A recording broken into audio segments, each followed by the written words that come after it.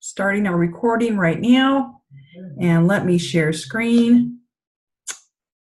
Okay, it's this one. All right.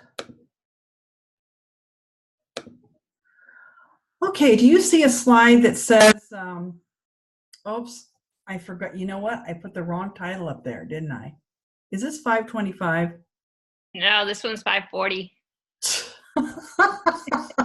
Well, pretend it says 540 because I'm just reusing this first slide. I like the way I got this sticky up here. No worries. This is actually a TES 540, teaching strategies. And that's what I get for reusing a slide here. So anyway, the whole overall theme for this week is,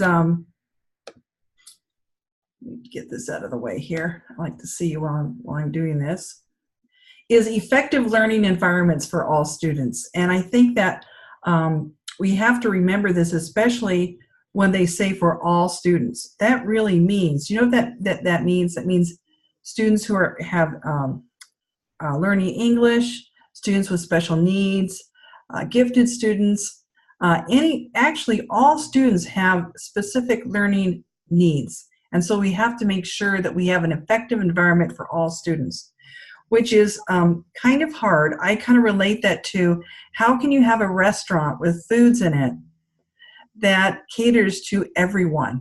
Because there's always somebody that doesn't like something.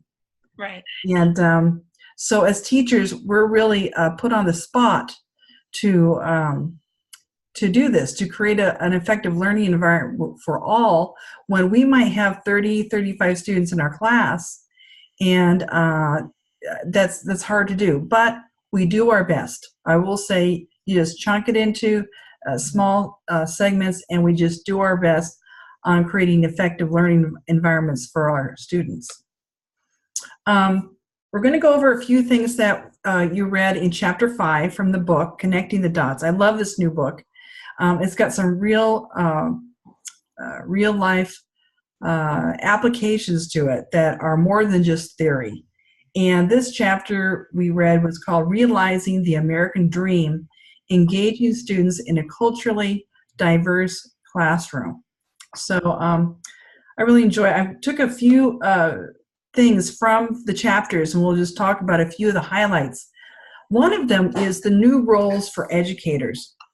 And I'm not really sure, Catherine or Derek, how you see your role as an educator. But when I first started teaching almost 20 years ago, teaching was a little bit different. And it was mainly just get up and you regurgitate all this information to the kids. They're taking notes, whatever. And even when I was going to school, I remember having a history teacher that would model for us how to take notes. 1, 2, then A, B, 1, 2, 3, all of those things, and what to put in our notes. And I thought about it. I thought, this class is just about taking notes. I'm not really thinking about anything. I'm just writing down what she's saying, But how do you see our role as teachers changing from that generation, Catherine? Well, really, we're not telling them how to learn, right? We're learning from them as well. So we're just applying all the different strategies, and that's really when we get to know our students, because some of them do learn by taking notes and some of them don't, and some of them are, you just have to apply all of it to the classroom. That's right. And we're taking their ideas and expanding on it. That's right. And you have to start with their ideas because they need some kind of a schema to kind of mount their ideas on. And so we have to start from what they already know, what they already think, those kinds of things.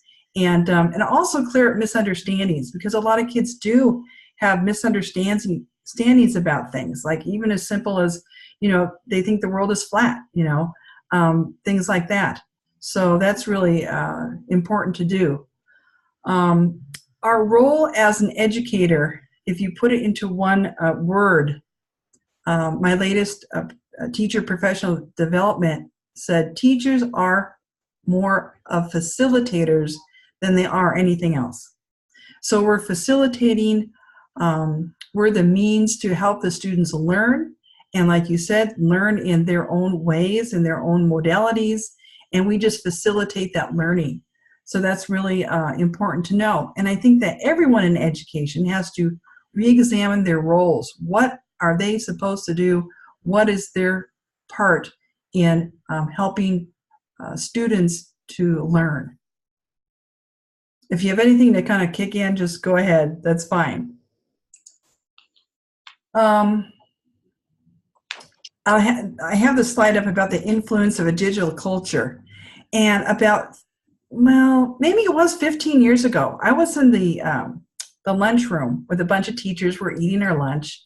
And we're talking about how the kids are using these little pocket digital games, you know. And my son even had one too. I can't remember what they're called. You know, they're like this. They use both their hands and their fingers, and they have little games going on. There was before that games were on phones, okay? So they're using all these things, and the teacher says, you know, I'm not going to compete with that. I'm not going to compete with video games, with media, with computers. They got to listen to me. I'm not there to entertain these kids. Now, you can imagine, not to discriminate because of age, but she was a well-seasoned, experienced teacher. And she had all her mimeographed copies. Remember mimeographs? I don't remember it. It was the old-fashioned way of copying things before we had Xerox machines.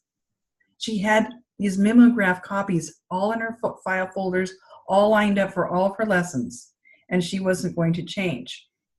Well, sadly enough, you know, my daughter had one of those teachers, and it was the year before she retired. And it was really sad because my daughter was more the digital age, and she did not want to be an entertainer. And it seems like sometimes when you're a teacher, you have to present things or whatever, not just, you know, so as much entertain them, but to engage them. And sometimes the two are very close, if you know what I mean.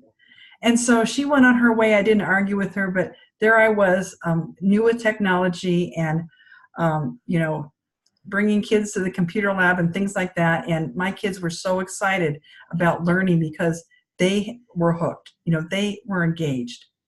And so we should take these powerful technologies that the kids use and say, hey, if there's glued to the screen on a video game or something, why don't we put an educational game in front of them or something like that? And then from there, get them on, because it's the whole face of education has changed due to this influence of the digital culture. Mm-hmm. How many years have you been teaching, Catherine? In public school, this is the start of my second full year. Okay, good. I've been teaching for a long time inside the Marine Corps, but that's very different from teaching public school. That's right. Very different. Did you find that you had more or less technology in the public schools? I have more technology in the public school because in the Marine Corps, a lot of it was just lecture based. Oh, okay.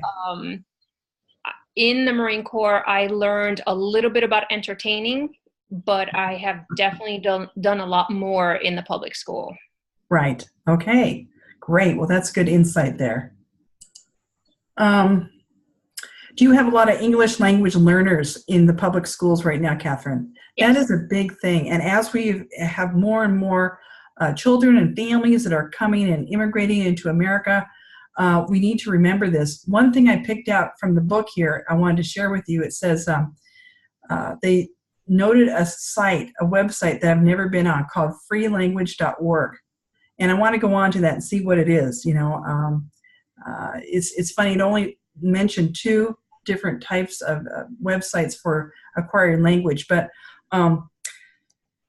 it used to be back in the day, and I don't know if it is anymore, but we used to have English language learner booklets, and we would have small group in our, like, say, I taught 1st grade through 6th grade, and we had these booklets, and we were supposed to spend so many minutes a day with the English language learners in a group with these books to kind of go over vocabulary and different different English strategies and speaking strategies and things like that. And they don't require so many minutes a day anymore. It's more like integrated with everyone, because there's so many. There's more than just a table worth of English language learners these days. There's more than 5 or 6, and so sometimes your whole classroom is that way, or most of the classroom. So my advice is, from all my years of teaching, is be in good contact with the English language learner specialist or coach or whoever is in charge at your school, and partner with them. Tell them who you have in your class. What are your challenges? What do they want to learn? What are the goals for your students for that semester or whatever, and to address the English needs of those students. Do you know who the English language coach is at your school, Catherine? I don't, but my school is about 80 to 90% ELLs. Okay.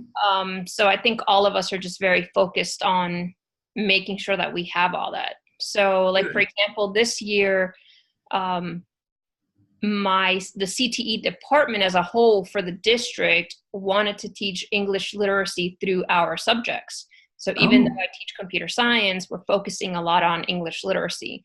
And then, we brought that back to the school when we had our staff meeting, and that's just how we've been focused this year. That's very good. That's very good. You might want to also check with if there's everyone in your school is focused on English language learners, then there might be someone at your district who is key, or because they do put people in these positions to help you, and there might be some tools that you might not know of that you could use with your students. So I just want to throw that out there. Things that I wish I would have known earlier in my teaching career than towards the latter part, which would help you very much. So this quote here is actually edited from the book about topical lessons focusing on such issues as global. Okay, this is all about relevance, about when you teach the students, like you were saying, you have to hook them into something they already know about, or relevance. And the reason they do is because it used to be that textbooks were so irrelevant. They would just talk about this irrelevant things, and things that, like, for example, I grew up in the 60s and 70s, were the space age, and we had all these science books and stuff about going to space and rocket ships and everything else like that, and there was nothing for us to relate it to, except for this one boy in our class who had a hobby of making miniature spaceships, and the teacher, our 6th grade teacher, let him launch these rockets off in the field at our 6th grade school, and they'd go way off, and everything. Now that was engaging, but me as I couldn't really relate to that. But they were trying to cram all this science down our throats so we would become the NASA people of the future, which of course I'm not. But anyway, it's just kind of funny how to think how the politics of education got into us, and we were inundated with all this space stuff. Here are some other topics that were in Chapter 5 that you might want to talk about. What does it mean to have a real-world education? What does that mean to you, Catherine? Well, that's the same thing as relating the material. Yes. So really, it's just explaining everything and how it affects them, how it affects their real world. Right, and maybe bring some of that real-world-ism into your lessons. For example, when I was a math teacher, I had them go home and measure their 2 rooms in their home, their bedroom and their living room or something, and they were to figure out the square footage of carpet that they'd need and how much it would cost. And we looked up online how much carpet was, and that was the best way to have them figure out area, because it was relevant. They were measuring their rooms, they were figuring this all out.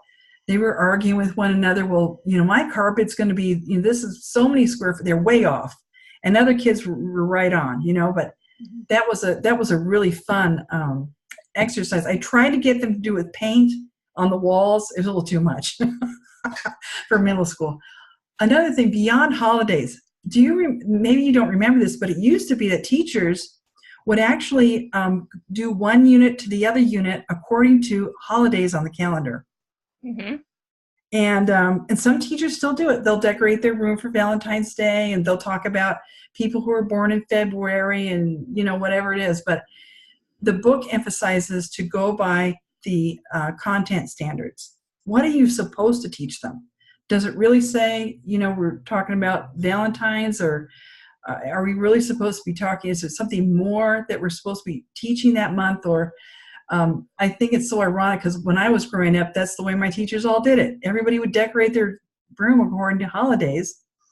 And I probably didn't learn everything I was supposed to in each grade level, but I sure knew about the holidays and decorations and how to make crafts and all of that. That was the thing.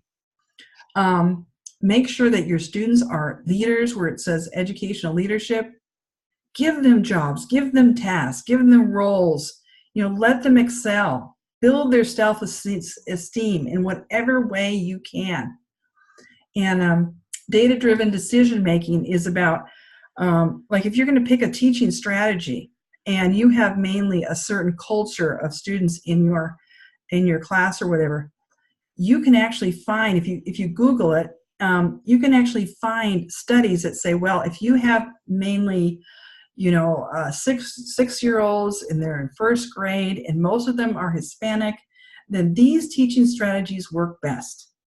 And I didn't do this enough, but there are people who have done these studies, or what kind of technology devices are best for a certain cultural population or whatever. Those studies are out there. Having rigorous and relevant curriculum. I have made the mistake of having either way too easy curriculum or way too hard curriculum before I saw the value in pre-testing the students before a unit. And in math, what I do, and when I finally did get good at it, we'd take the unit test, and then the next day I would everyone take a pre-test. And if they scored a score on that pre-test, then I gave them different curriculum. I didn't want them to relearn what they already knew. And boy, my kids really excelled. And I had many that went to honors because I was able to give them that opportunity to go on, and that's how we can make things more rigorous, because there's a lot of kids there who are bored. And on the flip side, sometimes I give it too easy stuff to everybody. And then my pretest would show me, oh, they already know this. Let's use our time more wisely. Mm-hmm. So, and it doesn't take many questions. It doesn't take much time. You can even Google different assessments on the internet. It can take maybe 5-10 minutes, but boy, those results make a big difference in your teaching. So anyway, I wanted to pass that on to you. We talked about engaging all students and to meet the needs of all students, regardless of what learning modality that they have. So that's very important. So let's see if I can get out of this screen and get back into another one without losing it. Okay, do you see a screen that says week 4 effective learning environments? I might have lost. No, I'm still in the PowerPoint. Okay, so let me stop sharing then. Sometimes it gets mixed up. Okay, so let me go back here. Well, I hope that was kind of helpful for you, Catherine and Derek, to kind of get a little overview on Chapter 5 and what was there. Let me share screen again.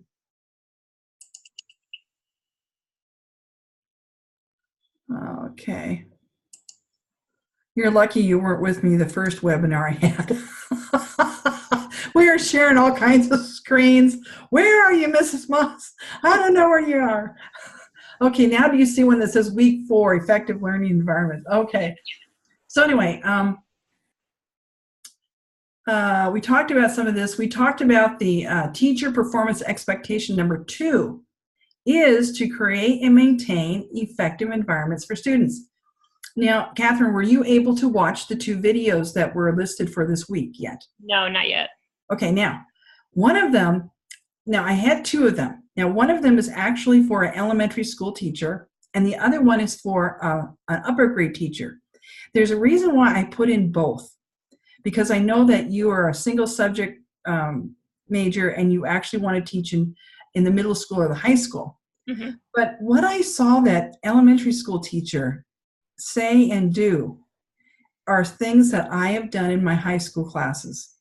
Because you can't assume that the students know or that they can logically figure out that, for example, they have a folder in period 3 that's filed alphabetically, okay?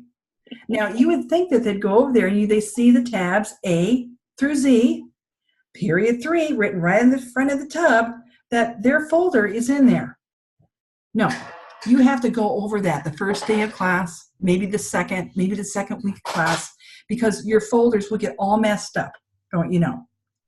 And so it's simple things like that that make a routine, that these classroom routines and practices is what's going to make your learning time increase.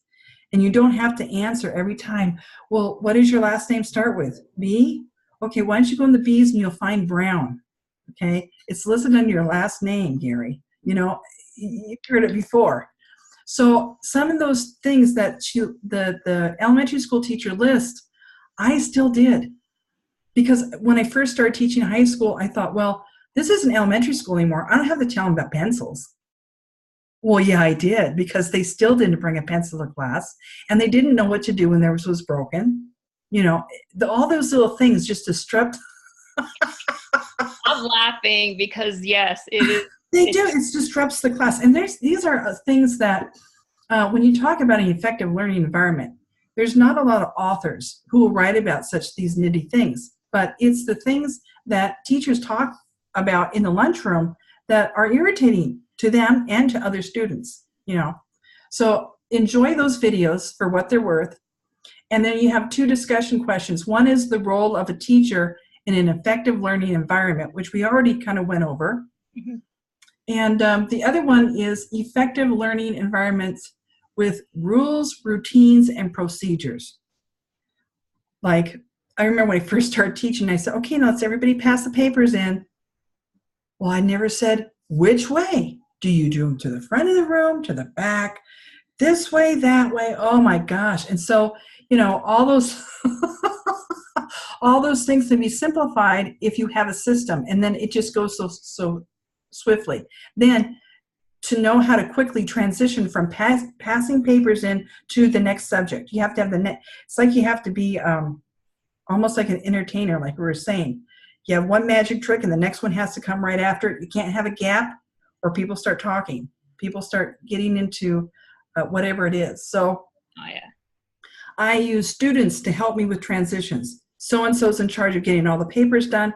I've got the next slide up there or the next project going, and then they don't even have time to breathe until the next thing is happening, you know.